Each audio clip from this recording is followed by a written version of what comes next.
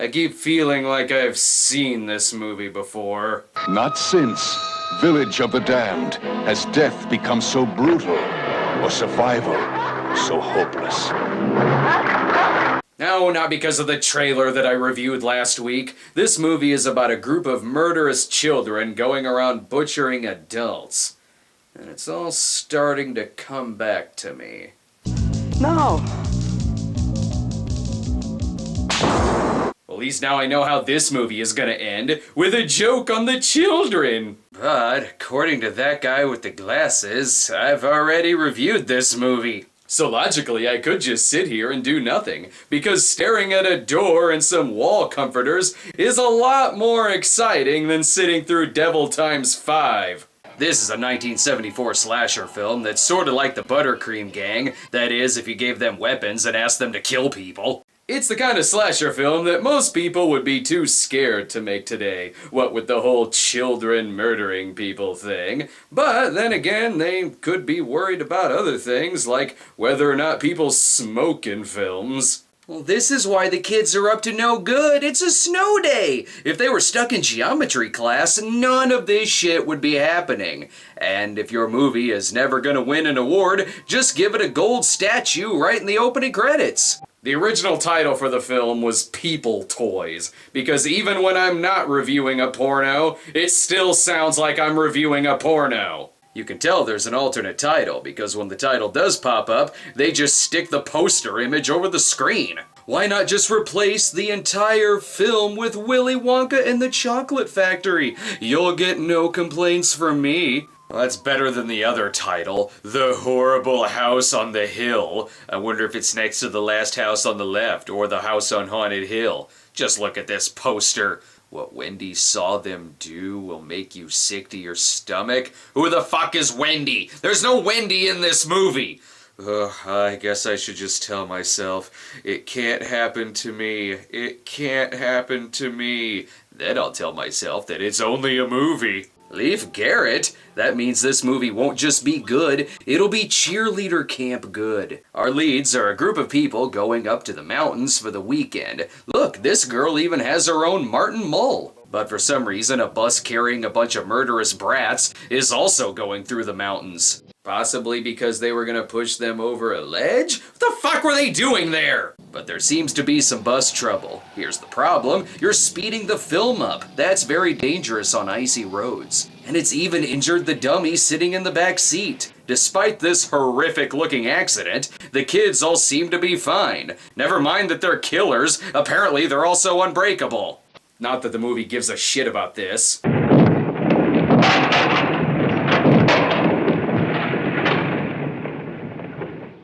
Try to get along with my father just this once, please. Tonal shift? You mind cutting back to the serious accident involving children? And if they're killers, why would you give them a toy gun to play with? Hot damn. Got me a knife. Okay, fuck toy guns, why is there a knife there? Most importantly though, if the camera crew gets in the shot, just block it off with a black bar as if you're covering up some tits. Why, movie, you're crying. Don't worry, it's still the opening credits. I'm sure you'll get better soon. By the way, your bar is on fire. And holy shit, this guy is on fire. Sorry. Need to get my glasses fixed. Now's the time when we get to meet more of the characters. And I didn't even finish high school. But if you don't like the noise, stay out of the plant. You're too much invested, darling. All right, let's get to work. Then she's gonna cheat on him with a bookworm, and then he's gonna kill the bookworm by stuffing pages of his books in his mouth, and then she'll force him to eat her dead lover's dick at gunpoint. Oh, sorry, that's a much better movie. Just think, if Rene Cardona directed this, these kids would be eating each other by now. The driver turns out fine. Why wouldn't he be? The kids seem unfazed as well. After about 10 minutes, the opening credits finally stop. What is it about movies featuring people escaping a prison transport via bus accident and really long opening credits? The Fugitive! Another movie I should be watching right now. Whoa, you didn't tell me this movie has the Mill Creek seal of approval. Mill Creek! No need to go out and buy the movie because you probably already own it. You know the movie's good when it only costs about a penny to release it. I sure hope this movie surpasses Savage Weekend and Day of the Panther in spare change quality. Ah, this'll melt the snow. Scotch breath. And the resort has its very own Torgo. You're very strong, aren't you? I'm very strong. I chopped all the wood for Papa Doc, and I put it all the way up there. Show me. Pick me up. That is, if Mrs. Warren actually wanted to fuck Torgo. Oh, yes, you are strong. Now put me down. Put me down on the bed, Ralph. Have you ever wanted to make love to a woman? To touch a woman? Take your shirt off. Pull your pants down. Add in a sweet 60s soundtrack and you got yourself a scene from Forrest Gump. I don't know why this girl is so mad. If you invite the woman who has a fetish for man-children, you gotta expect her to be a little weird. You don't care what you do or who you do it to or what place or what time, do you? I'm doing my thing and you're doing yours. Yeah, but your thing is gross. And I didn't expect this movie to already go full Dynasty on us. You bitch.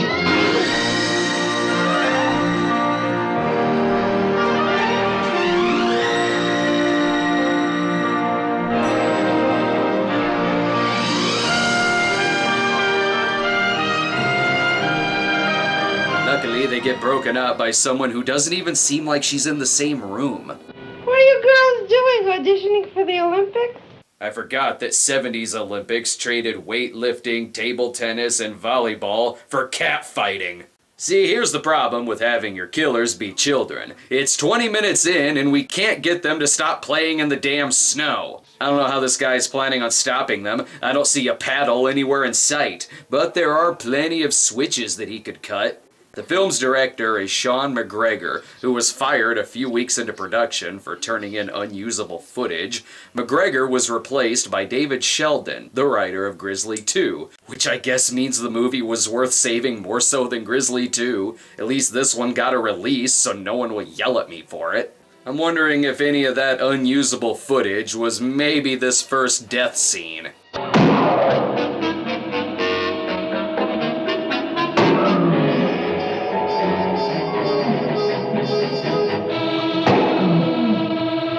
And if that wasn't the unusable footage, did they just replace the cinematographer with one of the kids? This fucking death scene goes on for several minutes, and despite the length and the slow motion, I still can't tell what's going on. I'm just glad they held up this guy's head so we're reminded of who they're even killing.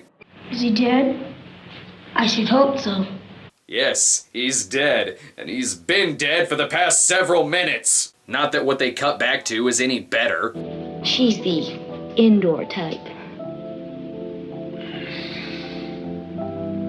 My baby's jealous. Thank you for flirting in such a way that sounds like Buffalo Bill talking to his dog. He even brings up the fact that he slept with a woman who has the mental disability fetish, and that doesn't seem to turn her off because the two end up having sex. And for no reason, it cuts away from the action to show us that someone apparently sneezed on the camera. What do I mean by action? Well, in tennis, there is a term called following through. Which I intend to do. I just wish you'd let me go at my own pace and not push me. Harvey, enough! My head's killing me. Let's just drop it! This is why it's taken me so long to do this movie. Because it's boring as shit! And thanks for pausing on the guy's name badge. Lord knows it took me this long to read those few words. This movie is like the Dream Team if they were 10 and killers. Even the actors need liquid courage to get through this, and wait, what? Where the fuck did they come from? You showed 20 minutes of them walking, but no footage of them actually getting to the house. This movie found a way to be both slow and abrupt. I feel like there are other scenes the movie could be showing us besides all the damn bickering. Ooh, I recognize this from the trailer. What are you yelling about? People. Little people! Please, please. They're kids. They prefer the term midgets. Put on a damn shirt when you're talking to the children. You sure you want to take credit for this, Mill Creek? Oh, why the hell not? They're the ones that gave us that talking monster truck movie. If only the kids' brains were in the body of a 30-year-old, this woman would really want to fuck them. No one knows where the kids came from, but hopefully they can get some sleep. For as you can see by the window, it's really late outside. Leaf is really pulling off the leisure suit. In the 70s, even preteens dressed like TV detectives. Just how did these kids get so crazy? Why don't you grow up? Why don't you grow up? She's sick.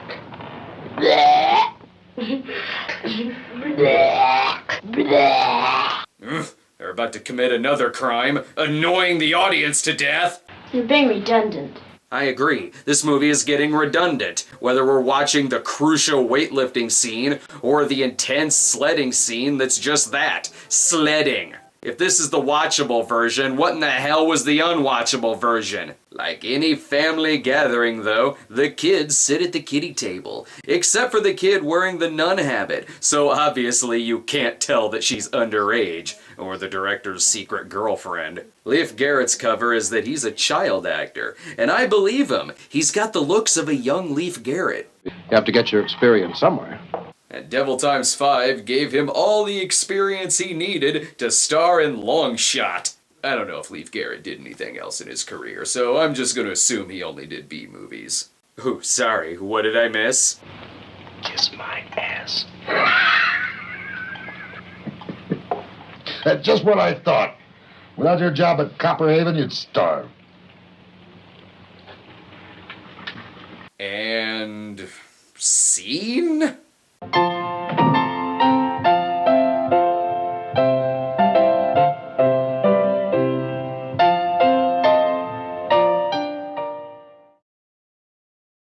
Hey, who taught these kids how to do this? I don't know what they're doing, but I'm sure they're up to no good. And it's a little distracting every time it plays this London Bridge style kiddie music, every time it cuts back to them. Must be lonely. Even when there were people, nobody talks to me.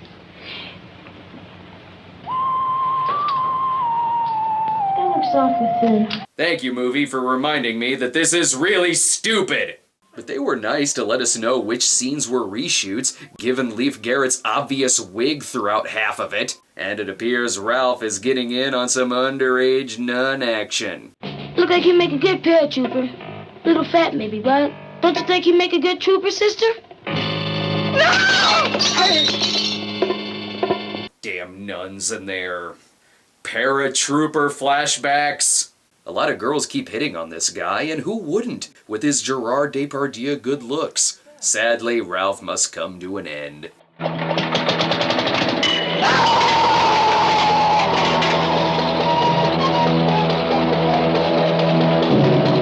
What the fuck just happened?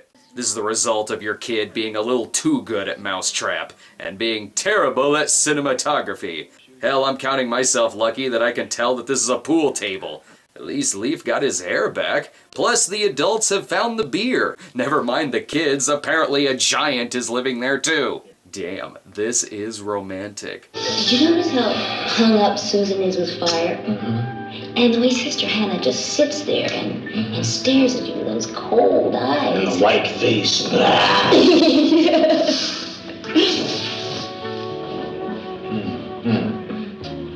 Oh, and, you know, that watch that soldier kid has? Hey, look, honey, if you want to talk about kids while making out, go make out with this girl. She'll talk about kids. We'd like to talk to you. About what? The kids. What about them? Well, we think they're kind of weird. Very weird. Plus, whenever we mention them, this stupid music starts playing. Here's why they're pissed off. There's no video games at the lodge.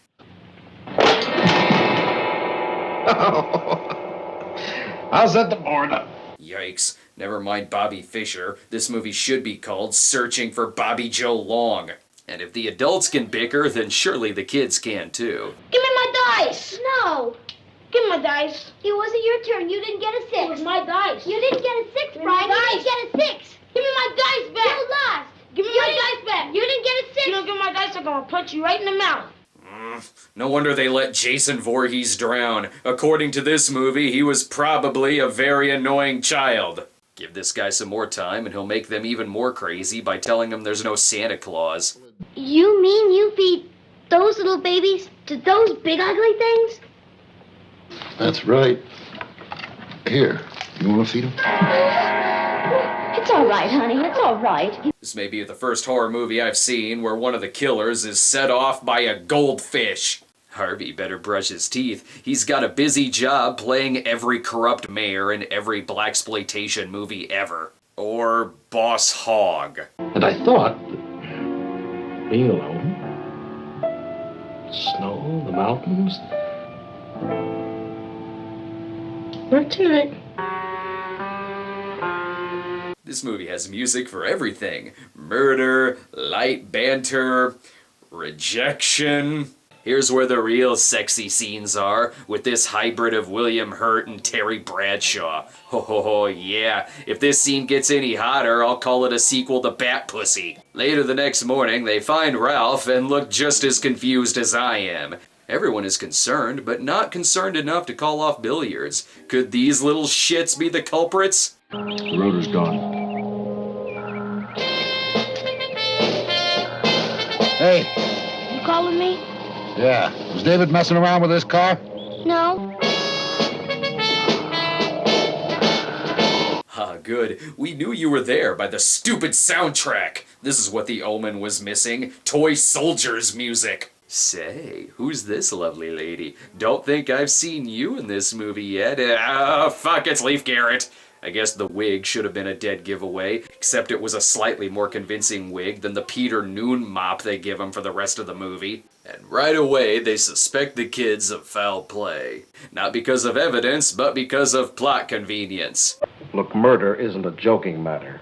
I was just thinking, when is the beer commercial gonna come on? Ruth!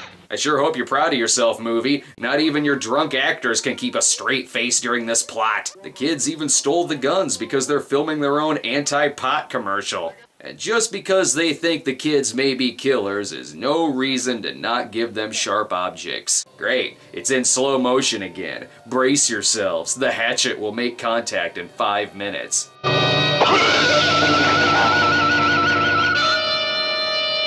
How unfortunate. The back of his head also works as a pause button. The biggest tragedy of all is that his wife is now a sad drunk. Come on downstairs. No, I want to stay here. And then she stays there. This movie has less than 20 minutes left, and I still feel like I haven't even gotten to the second act yet. Well, if she looks sad, it's because she just found out she's got to do 8 seasons of Will and Grace. Nice to know that in the 70s, Rosario simply was Karen. I don't know what it is, but this whole movie feels like I'm secretly looking at someone's shitty marriage. One of them catches the girl playing with her jewelry, so you know what that means.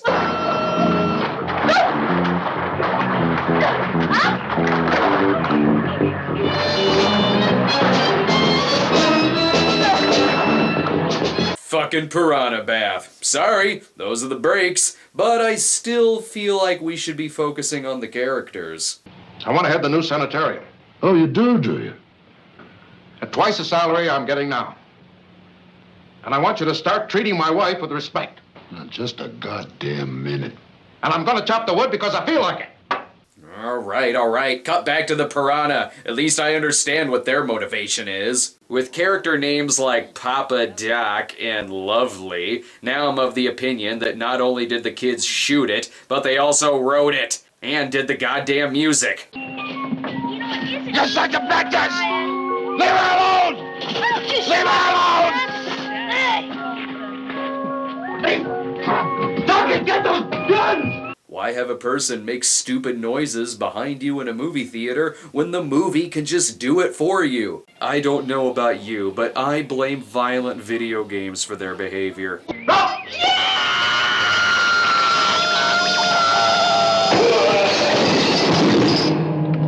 He has only himself to blame for that. Did you see the slow motion? He had plenty of time to get out of the way. Never mind calling the movie Devil Times 5. The movie should have been called Bastards! And I believe you know the penalty for not letting them eat dessert before finishing their greens.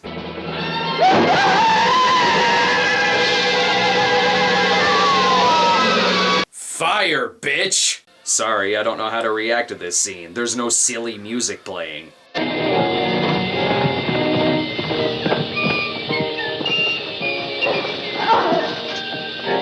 There it is, during the chase scene. Now I'm back to thinking that this movie sucks.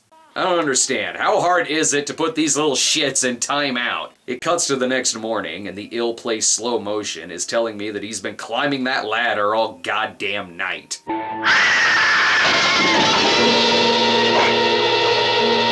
Well, so much for them having kids. My face!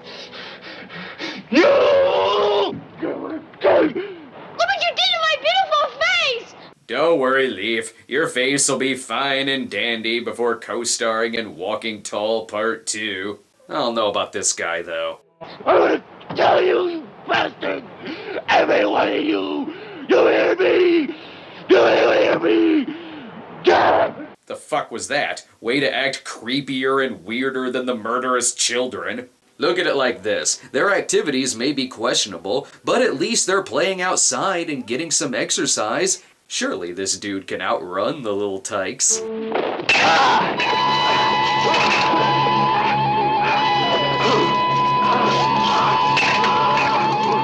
damn, these kids are like Kevin McAllister if... these kids are exactly like Kevin McAllister. This is W.C. Fields' worst nightmare come to life.